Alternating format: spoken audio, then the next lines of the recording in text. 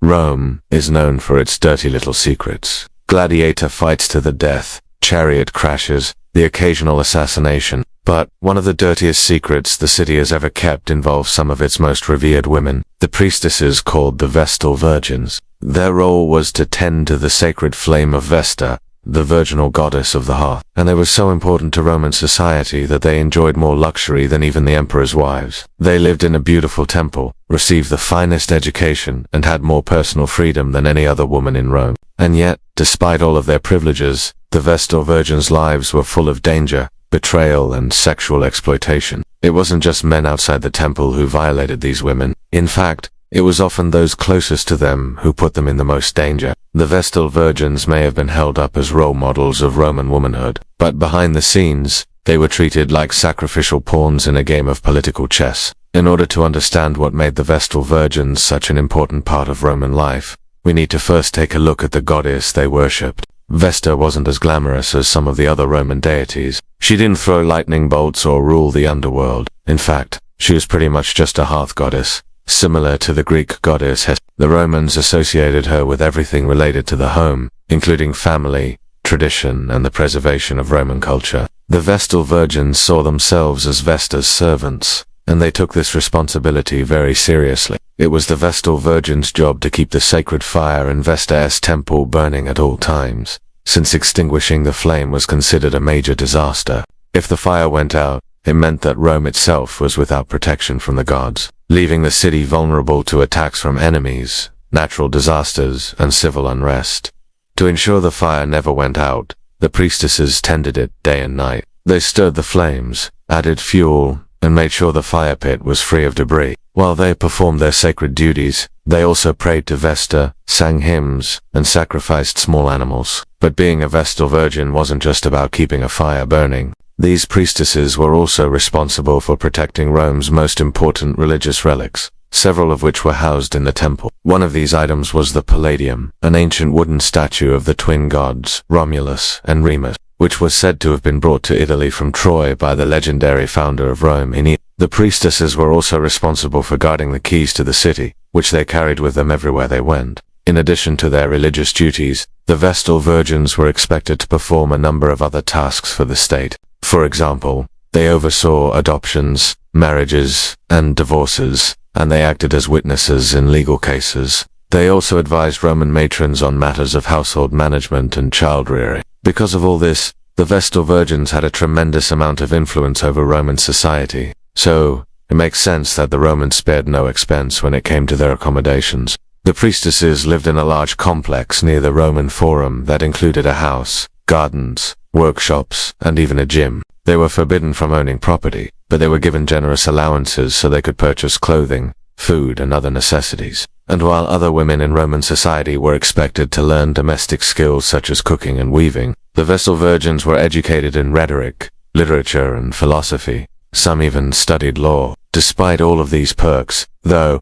being a Vestal Virgin wasn't exactly a fun job. After all, they were required to live a life of chastity, which meant they weren't allowed to marry or have romantic relationships of any kind. The pressure to remain pure was so intense that the Vestal Virgins were watched constantly, both by their fellow priestesses and by a group of special guards called the Vigil. If any Vestal Virgin broke her vows of chastity, she would be severely punished. First, she would be stripped of her rank and status, then she would be thrown into a dungeon where she would spend the rest of her life. Now, you might think that the most common way a Vestal Virgin would lose her virginity would be through consensual sex, but that wasn't the case. In fact, the Romans had a much darker way of ensuring their priestesses remained pure. Every 5 years, each Vestal Virgin was selected to serve as a sort of sacrificial pawn in a bizarre religious ceremony. This ceremony was known as the Flamen Dialis, or the Sacrifice of the Flamen, and it was performed in honor of the god of the sky, Jupiter. During the ceremony, the Vestal Virgin was led to the temple of Jupiter Optimus, where she was stripped naked and inspected for any signs of sexual activity. If she was found to be a virgin, she was sent back to the temple of Vesta to continue her service. However, if any evidence of sex was found, she was taken to the top of the temple and sacrificed to Jupiter. Her blood was sprinkled over the altar as a libation, and her body was burned on a funeral pyre. This may seem like a barbaric ritual, but it was actually seen as a great honor for the Vestal Virgins to be sacrificed in this way. It was a chance to become one with Jupiter and to give the supreme god a virginal sacrifice that would please him and ensure the safety of Rome. But the Vestal Virgins weren't the only ones who benefited from the ceremony. In many ways, it was just as good for the Romans performing the ritual as it was for the priestesses. That's because the ceremony was used to identify scapegoats for all the bad things that had happened in Rome over the past 5 years. In Roman culture, it was important to have someone to blame for misfortunes such as floods, droughts, and earthquakes, and the Vestal Virgins were the perfect scapegoat. By sacrificing one of the priestesses, the Romans could wash their hands of all the bad things that had happened during her term and start fresh with a new virgin. This didn't just apply to natural disasters either. If Rome had suffered a humiliating defeat in war, a Vestal Virgin would often be sacrificed. The Romans believed that the gods were angry with them, and by giving them a virginal sacrifice, they could appease the gods and ensure victory in the future. Even civil unrest and political turmoil could result in a Vestal Virgin's sacrifice. During the reign of Augustus, for example, 2 Vestal Virgins were executed after a crowd of women accused them of practicing witchcraft, and under Nero, a Vestal Virgin named Poppaea Sabina was sacrificed after the Great Fire of Rome. So even if a Vestal Virgin hadn't broken her vows of chastity, she still ran the risk of being killed during her term of service. Although there were severe consequences for breaking the vows of chastity, it seems that some Vestal Virgins were willing to take the risk. There is some evidence that the priestesses sometimes engaged in sexual activity with the soldiers who guarded them. It's possible that these trysts were consensual, but there's no way of knowing for sure. After all, the Vestal Virgins' perspective of these encounters is lost to history. We couldn't know if they felt like they were taking advantage of, or if they were willing participants.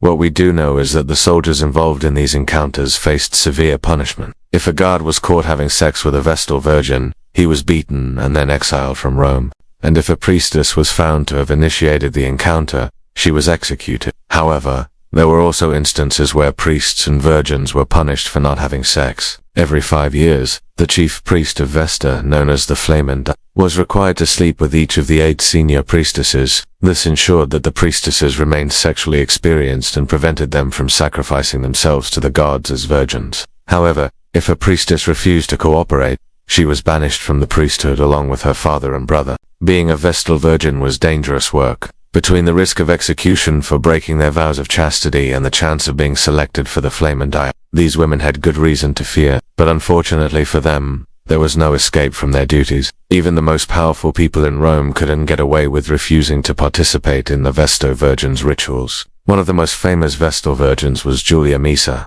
the grandmother of the Emperor Maesa was the mother of Julia Maesa, who was the mother of As the grandmother of an emperor, Maesa was incredibly influential, but she still had to follow the rules regarding the Vestal Virgins. When her daughter was selected to be sacrificed to Jupiter, Maesa did everything she could to save her, including bribing the emperor. But her efforts were in vain.